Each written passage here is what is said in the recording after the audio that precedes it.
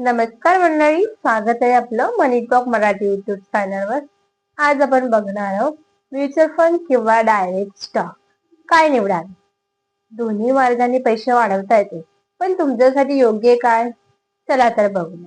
सर्वात आधी mutual fund. Mutual fund मध्ये तुमचे पैसे इन्व्हेस्ट केलेले ते फंड मॅनेजरकडे ट्रान्सफर होतात आणि ते वेगवेगळ्या कंपन्यांचे शेअर मध्ये इन्व्हेस्ट करतात. म्हणजे तुम्हाला शेअर शोधायची काही गरज नाही. उदाहरणार्थ, तुम्ही 1,000 रुपये इन्व्हेस्ट केले तर ते वेगवेगळ्या कंपन्या म्हणजे 10-12 कंपन्यांमध्ये इन्व्हेस्ट करतात. यात फायदे, तुम्ही एस-आय-पी मध्ये इन्व्हेस्ट करू शकता. कमी रिस्क असते, बिगिनर साठी सुरक्षित असते आणि तुमच्याकडे मार्केटचा अभ्यास करण्यासाठी वेळ नसतो तर त्यांच्यासाठी बेस्ट असते. आता डायरेक्ट स्टॉक बघा. तुम्ही स्वतः कंपनीचा शेअर शोधता आणि तुम्ही तोच खरेदी करता. म्हणजे तुम्ही टाटाचे शेअर खरेदी केला, हे डायरेक्ट स्टॉक इन्व्हेस्टमेंट. यात फायदे, पूर्णपणे कंट्रोल तुमच्या हातात असते. लॉंग टर्मचा प्रॉफिट होतो. तुम्ही केव्हाही शेअर खरेदी आणि विक्री करू शकता. रिस्क थोडी जास्त असते आणि लॉस सुद्धा होऊ शकते. बऱ्याच कंपन्यांना प्रॉफिट झाला तर त्या इन्व्हेस्टरना बोनस सुद्धा देतात.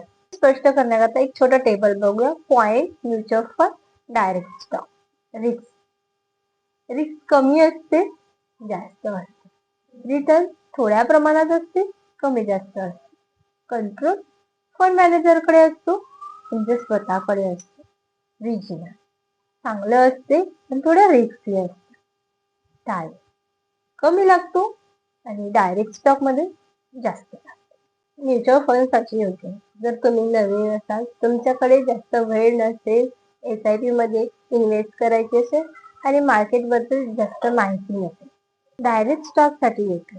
तुम्ही लॉंग टर्मचा विचार करत होता, थोडं रिस्क घ्यायला तयार असाल, कंपन्यांचा अनालिसिस समजत असेल आणि रोज मार्केट बघू शकाल.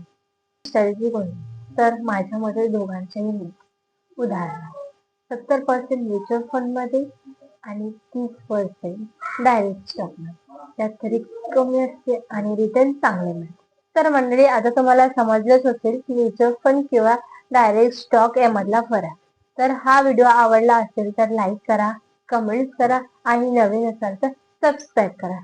नमस्कार.